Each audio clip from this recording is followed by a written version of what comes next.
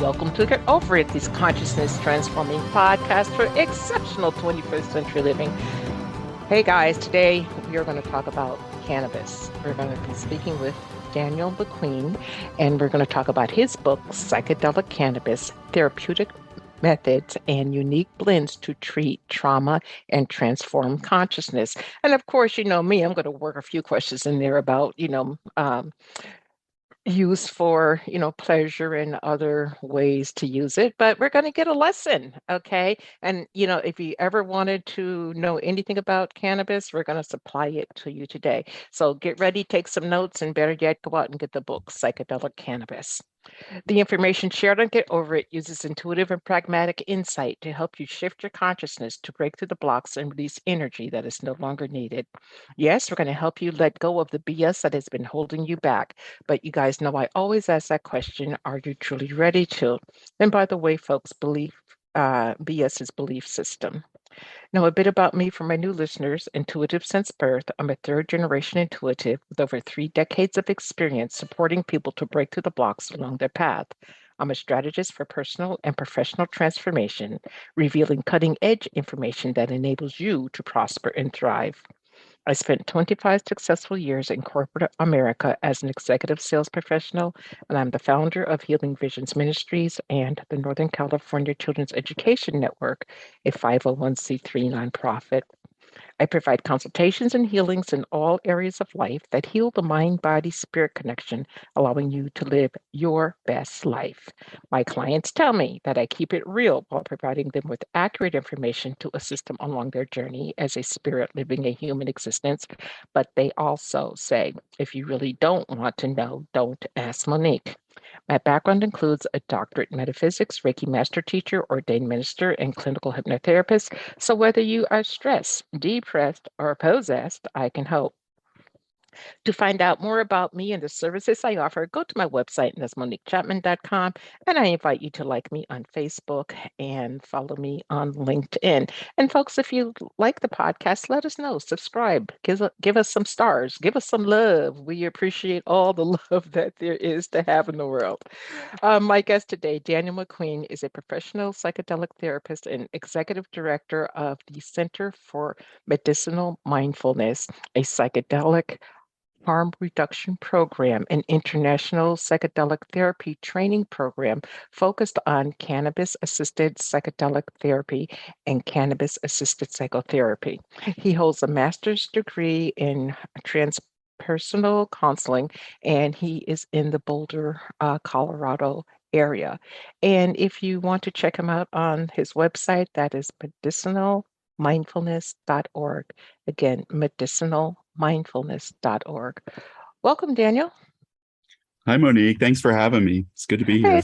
Thank you. It's great to have you here with us, and especially somebody from Colorado, because I think you guys legalized cannabis before California did. Yeah, that's right. As an adult use medicine, we were a few years ahead of California. Yeah. Yeah. 2014. Yeah, and you might be many more years advanced of us, because once California did legalize, marijuana, across the board, and then medical marijuana, it's very difficult to find stores, doctors, if you will, practitioners, if you will, that specialize in the medical part of it. If you just want to get high, you can go get high. But, when you're talking about using it for medicinal purposes, it's a whole new different focus. So you are working with psychedelic cannabis. What is psychedelic cannabis? Yeah, so cannabis is technically an hallucinogen, scientifically speaking. So it has similar traits as psilocybin, mushrooms, or ayahuasca, DMT. But it's dose dependent, just like these are. So most people aren't smoking enough cannabis to induce psychedelic states. So what we've done is we've created special blends of the medicine and put it in a particular set and setting to amplify the psychedelic effects of the medicine and also reduce the negative side effects that are commonly associated with taking too much cannabis. And so we're able to induce these really profound psychedelic states that have intervisual experiences and Mm-hmm. spiritual states and deep physical healing states. And it's sometimes indistinguishable from psilocybin or MDMA or other psychedelic medicines. Mm-hmm. So what's the difference between getting high and having the psychedelic experience? Well, so getting high is like a more of a mind state, like you Mm-hmm. feel good, positive, maybe creative, uplifted. Psychedelic state would be stronger generally than that. And Mm-hmm. within the particular set and setting we create, with eyes closed, can create like really strong inner visual experiences, similar to like a psychedelic like waking dream state. And then the Hmm. content itself is very rich, so it's not just a state, but it has a lot of real specific content, a lot of memory review, life review processes, trauma Mm-hmm. healing and resolution, and then also just spiritual exploration and play. So it's more like psilocybin than it is like just smoking pot to get high, if that Oh, makes okay. sense. Yeah. It does. It makes complete sense. You wrote in your book, living through that we're living through a global pandemic of trauma while going through a global transformation. Speak to us more about that. Yeah, so since I wrote my book before the pandemic, the coronavirus pandemic, and actually was on a book tour when it hit. And so I didn't predict this particular pandemic, but it's caused even more significant trauma in the world. The Mm-hmm. isolation and like amplification of fear, and then not to Mm-hmm. mention all the social injustice that's occurring. What happened with George Floyd and those movements, Roe v. Mm-hmm. Wade, and then wars in Ukraine and everywhere else. So it appears that my experience is that this almost feels like a amplification of unprocessed World War II trauma, even coming Oh. out in the world right now, and that we need tools, we need interventions to help us stay sane and to Mm-hmm. keep grounded, but also develop resiliency to the big waves that are coming. So generally a crisis creates new awareness of self and a re-exploration of priorities, Mm-hmm. and cannabis can help heal the trauma that's caused by crisis, but also help us come up with good ideas to resolve our struggles. And Okay. Go ahead. well, just that, and if we can do that, if we can transform these difficult experiences, I believe, consciousness has the ability to deeply heal what's happening in the world, major significant shifts. So I'm really rooting for that direction instead of like more and more upheaval and environmental collapse. Well, I'm rooting for that too, and let's hope it happens because it's real interesting out there. I mean, it's gotten to the point where sometimes you can't even walk out your front door without, something going Mm, awry. Before mm, we jump for into the sure. Mm, crisis part, let's talk about cannabis in general. Like, what is the THC? What is the CBD? And it was interesting what you mm, said about CBD in your book and the CBN and the terpenes and all that. mm, So give us, if you will, a little mm, lesson on cannabis so that if someone's mm, interested in doing this process, they have a greater understanding. mm. Yeah, absolutely. So cannabis is, a family of different chemicals and medicines, and one family of these medicines are the cannabinoids, and THC is part of that. That's what gets people high. It's the psychedelic. It affects the serotonin receptors in the brain and creates euphoria and positivity. That's like I call it the booster rocket of the medicine. Hmm. It'll amplify anything else. Hmm. CBD is another cannabinoid, and it's like helps smooth things out and can sometimes give you a break from too much THC. So it's a good antidote medicine. And then the other cannabinoid that we use is called CBN, and that's a deeply relaxing cannabinoid that helps offset the anxiety of the THC. So they all Hmm. work together to really amplify the positive traits and reduce the negative traits. Hmm. Um, then Well, we have another. Go ahead. oh, no, no, go ahead. Well, just the other class of chemicals in the medicine are what make it smell different ways. These are called the terpenes, and these Mm-hmm. are basically what are in essential oils, right? And cannabis is a really diverse range of terpenes, from linalool, which is like lavender, to limonene, which is like lemons, pinene, like pine needles, Mm-hmm. myrcene. There's a whole family of these, and these act just like essential oils would, but are amplified by the THC. And so Mm-hmm. if you have smoke something with linalool in it, like lavender, you're going to get really, really relaxed. If you have something that's more uplifting, you're going to get very uplifted. And so the Mm-hmm. terpenes are like the navigational tool set, right? That help you determine which direction you're going to go with the booster rocket of the THC. So it's much deeper than just an indica or a sativa or a hybrid. Right. Yeah. So what we do, what I wrote in my book, and what I recommend is that we actually create blends of all three strain types, Mm-hmm. and you get the uplifted, creative experience of the sativa without the anxiety, and you get the deeply relaxed, amplified body awareness of the indica without the dull, sedated feeling in the brain. Mm-hmm. You stay relaxed but completely awake and elevated, creative. And the hybrids are more like a heart opening experience. So when you combine them all, it basically activates your entire meridian system, your chakra system, amplifies the mind just as other psychedelics do, and it amplifies like a felt sense of okayness and positivity. Mm-hmm. So what about, not the flower, but they have all kinds of vapes now, that have, Sure. I guess, oils in them, or even edibles. Is that the quality of those the same thing? Or if we're going to work for this to help with our healing, should we stick with the plant? Well, yeah, that's a really great question. So, we recommend organic flour. It's super clean, Mm-hmm. and you use it in these special vaporizers that can heat up the actual flour material.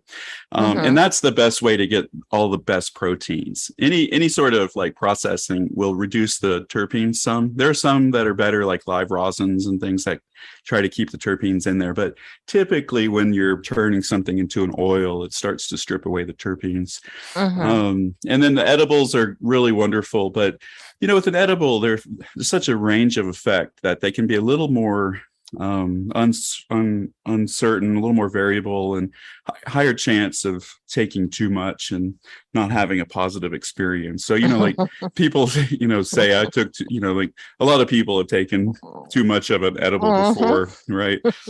Yeah, Yeah, yeah. this I person have. included. Yeah, me too. Me too. So, Yeah. so when you're able to balance the terpenes, it reduces those negative side effects. But I work with edible cannabis for those who, use it for health reasons and whatnot. Hmm. Well, is it, in your opinion, with all the work that you've done, if you vape it like with a Firefly or Volcano or whatever that's Hmm. just giving you the vape, does Hmm. that do as much damage to the lungs as, say, smoking a joint with Hmm. that's rolled in paper? Right. No, it's much cleaner. It's probably one of the safest ways to take it. You're not Hmm. getting any of the carcinogens or tar or anything, any of the smoke, anything associated with the smoke. The other, Hmm. but the other thing to name is that not all cannabis is grown the same. And so if you're not getting organic medicine or you're getting underground medicine, then it's possible that there's pesticides and things on it that Mm. wouldn't be approved, under regulatory models and stuff. So it's not the Hmm. cannabis necessarily. It's the possible, things that it's been tainted with. Additive, Yeah, yeah, additives, if you want to yeah. look But at it that you way. know, but Hmm. clean organic medicine that's vaped. It's very Uh-huh. gentle on the lungs and throat, and how we recommend using it. Okay. So how can you find suppliers or breeders or whatever you want to call them that have clean organic medicines? Because I know Yeah, here in yeah, California, it's difficult. It's very difficult to find. yeah. I interview bud tenders and dispensary owners, and then some of them are advertising that they only use like essential oils instead of pesticides and such. I believe in California there's one dispensary here that uses, let's called Clean Green or something like that, and it's basically the cannabis equivalent of organic. And if you and there are a lot of Clean Green certified dispensaries in California, so that would be something I would look up. I'll just Google it and see what shows up there. But I do a lot of interviewing bud tenders and making sure that they like the medicine that they're providing. But most companies are going to be decently good, but I would say stay away from the chains and stay away from the mass produced ones. Go more towards the boutique dispensaries, the smaller companies. Yeah, because that way you find more true product, if you will. Now, what is your answer to the folks that are out there listening? They're naysayers and they say, but cannabis is nothing but a gateway drug. Yeah, it is a gateway medicine, but it just takes you to the completely different place than what we've been told. So just, scientifically and factually, there's actually no evidence, scientifically speaking, that people start with cannabis and move to harder drugs. Typically, people are using cannabis to get off of pharmaceuticals and other drugs. The gateway drug metaphor, they're attempting to shame a positive quality of medicine, and that it's a healer. It helps people wake up. It helps people reduce pain in their bodies. It helps people sleep. It helps people who need to eat more and don't have an appetite or are nauseous. It actually it's a cancer healer.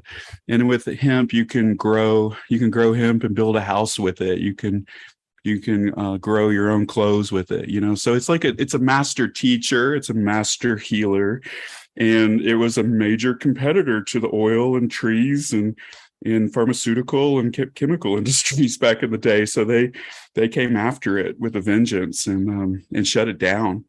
But it's waking back up, and it kind of snuck back in there, Yeah, well, if you look back, what the 17 and 1800s, and you look at, the old doctors back then, they were prescribing this. I mean, it was on the medicine labels and all. And then all of a sudden it just went away because Big Pharma couldn't figure out how to destroy it and, kill us with it. But that's a whole other show. Yeah. Okay, so it's a great healer. I really, it's been really helpful for me, and I've seen it help a lot of people. So yeah. Well, I'm going to share this. So I don't think I've shared this on air before, that I have like 3 spots on my lung. And this was going back 10 years ago. It wasn't diagnosed one way or the other. They just said it was there. So I decided that I was going to give myself an experiment and utilize cannabis in some way every day for 2 years. I did that. I went back and I had them check the spots, and they diminished. They weren't gone, but they diminished. So I'm a true believer in that, it will help you if you allow it to help you. And with intention. I mean, I just didn't, sit there and utilize and say, let's see what happens. I utilized intention. But I'd like for you to talk to us about medicinal mindfulness. What is it? How can we bring that into our life to truly help us? Yeah, medicinal mindfulness, it's a concept, and the idea is to use these medicines that are psychoactive, that actually alter our mind state in a way that amplifies meditation, healing, and self-actualization, and that as psychedelics, as amplifiers of consciousness, when we create a particular intention with them, that intention gets amplified as well. So if you have an intention of meditation or healing, then it supports that process, and so it's a skill set practice, right? Like the ability to stay focused in altered states is a skill set that can be developed. The ability to relax and allow is a skill set that can be developed. So mindfulness was a good metaphor for that process. So I teach people how to use medicines like psychedelic cannabis, like other psychedelics, for the intention of personal exploration, and also trauma resolution. Trauma resolution is a big part of our process with people. Why is it so important to use that for the trauma resolution? Because it seems to help. It's not like years of therapy that you have to Right. go through. You're using and you're not taking a pill that's going to cause something else to go wrong. So talk to us about that. Yeah. Yeah, so sometimes we just need a little help, and working with a psychotherapist is a wonderful foundation of this work, but often our clients say that it only took them so far and they couldn't get to the core of their healing with it. And so what we do with this medicine is it's an intervention, and it allows people to, one, it relaxes the body enough to discharge trauma. It literally, like, Mm-hmm. people literally shake it out. And that doesn't happen with regular psychotherapy. Mm-hmm. And then the other thing it does as an intervention is it reduces the tension in our amygdala. People who experience a lot of trauma, their amygdala, their fight or flight response is inflamed and overactive. And Mm-hmm. so it physically reduces the tensions in the amygdala to allow for something called memory reconsolidation. And this is a trauma resolution practice where, to move the trauma out of the body, in some ways we have to reprocess what happened. Mm-hmm. And so that's like a spontaneous experience for a lot of people who take cannabis, is that they go through a life review process and reorient and accept that things happen that were difficult, and reframe Mm-hmm. it as a learning opportunity, or at least just acknowledging and having more compassion to self. And that process reduces PTSD symptoms. It reduces tension in the body. It reduces flashbacks and nightmares and anxiety, depression, all of the above, because that stuck, held energy is no longer held in the body and mind and heart. Mm-hmm. You know, So you're just able to release it and then pick up your life and move forward. right, right. And some of the healing comes from realizing really important things about self and realizing what your true calling is, and none of that's going Mm-hmm. to happen on a Valium or a Prozac, right? Those are more symptom numbers versus resolvers. Yeah, because you as soon as you come off of whatever, you're right back in the same spot, or Hmm. sometimes even worse because Sometimes, it's yeah. it's amplified. So talk Mhm. to us about how you work with people. Yeah, I have. So we have a center here in Boulder, Colorado. I have a team of psychotherapists and also ministers, and we have a Mm-hmm. doctor, a nutritionist on staff, and we work together to prepare our clients for these psychedelic experiences. And I do week-long and 2-day retreats with both cannabis as a psychedelic, but also using ketamine as well as a psychedelic. Mm-hmm. And some people fly in for these intensive retreats, and others are an ongoing process, and seek continued care. Mm-hmm. And so the sessions themselves are like any psychedelic experience that, I think How to Change Your Mind is a good example of what these experiences can be like. They're gentle, their music is playing, the medicine is Mm-hmm. taken with intention. I guide a person through a gentle body scan meditation as the Mm-hmm. medicine comes on, and then the medicine itself kind of has its own momentum, and we engage what arises with intention. And so sometimes people are flying through the cosmos, and other Uh-huh. times they're um, making contact with their ancestors or family members, and other times they're, looking at their lives and shaking something out of their bodies that they're ready to let go of.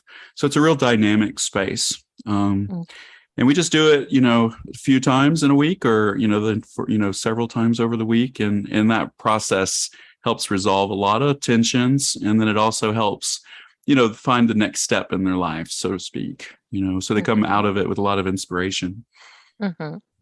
And folks, you can check his website out at medicinalmindfulness.org. He has a lot going on there. So all you have to do is, pick what you want. Now, Yeah, thank Daniel, you.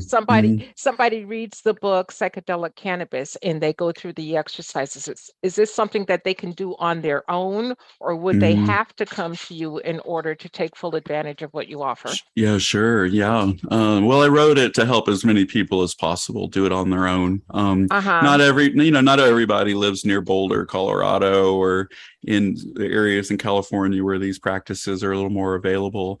Uh-huh. And cannabis is legal in like 70% of the U.S. population has access to legal cannabis.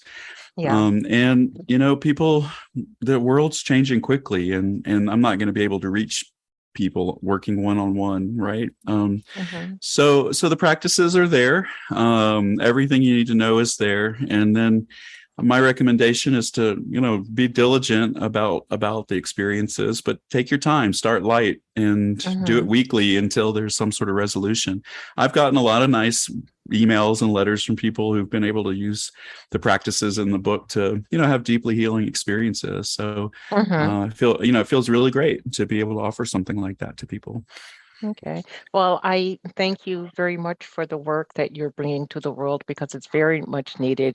It's definitely time to get back to what I call the old ways of healing, the nature ways Mhm. of healing. And this is definitely a substance that will help you. But I do want to ask one off Yeah, question, and sure. if you don't want to answer, that's fine. What about using the magic mushrooms? People have told me again and Mm, again that that's also very healing and it mhm, can help with releasing mhm, the trauma and all. Is that the case? mhm. Yeah, magic mushrooms, psilocybin mushrooms have Mm-hmm. definitely helped me in my life, and I've helped a lot of people. Microdosing psilocybin mushrooms is also a new modality that's helps a lot of people. I would say it's a little less contained for trauma resolution than Mm-hmm. cannabis is. Cannabis has a tendency to feel much more supported Mm-hmm. from a therapeutic standpoint. Um, but for like personal development and spiritual work, psilocybin mushrooms are really wonderful. Also, there's a lot of new wonderful evidence, and I've seen it too in my practice. People who are working with psilocybin, and if I Mm-hmm. could, I would recommend it for this. Like when it becomes legal, we'll work with it in this way. But it's really great for depression. Mm. There's something about it that it's neuroregenerative in a way, so it helps regrow damaged tissue in the brain. So I think that helps Mm-hmm. with depression. But something about the like more real than real spiritual awakening experience that people gain with psilocybin, it seems to be very helpful with depression. And so that's the area that I would say, psilocybin over cannabis would be what I would recommend is specifically for depression.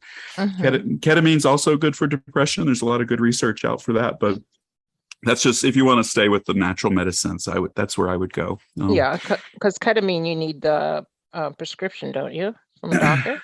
Yeah, for sure, you need a prescription. And Okay. psilocybin though is not yet legal, so there's all kinds of things to pay attention to there. So, Mm-hmm. but there are some areas, especially in California and other cities, where it's been decriminalized. Denver, it's been decriminalized, so Yeah. it's accessible for sure. Yeah, Oregon, it's been decriminalized. You can actually walk into a store, if you will, just like Hmm. a cannabis shop and Hmm. purchase it there. And in California, we have churches, quote unquote, Hmm. that Hmm. utilize the Yeah. medicine. Yeah. Wow. All that's coming more and more. Yeah. Yeah. Yeah, well, we got to do what we need to do to move forward and stay as healthy as we possibly can. Hmm. Danielle, Agreed. Yeah. I've really enjoyed our time together. What pearl of wisdom would you like to leave with our audience today? Oh gosh. Well, healing's possible, and that we all deserve to heal unconditionally, and that there are people out there that know how to help others heal. And that, so Mhm. if anybody here is drawn to the work we do, I'm happy to check in with them and support them in their process. And that like sometimes these medicines can heal things that feel unhealable. Mhm. So the power is difficult to overstate. So just wanted to name that piece. And, I really appreciate you, Monique, and sharing your wisdom too. And really looking forward to um, talking with you further sometime. Yeah, we'll have to. I've got some ideas I'll share with you as soon as I end the podcast, because the audience doesn't need to hear this. Sure. But Daniel, I appreciate you, and I appreciate the work that you do, and thank you for being with me today. The audience, I thank you for listening. As always, I am honored by your time and your attention. And folks, please remember that the most important choice that you can make is what you choose to make important. Consider making the masterful choice of discovering psychedelic cannabis. Abundant blessings, light, and love to all. Agape. Thanks so much. You're welcome.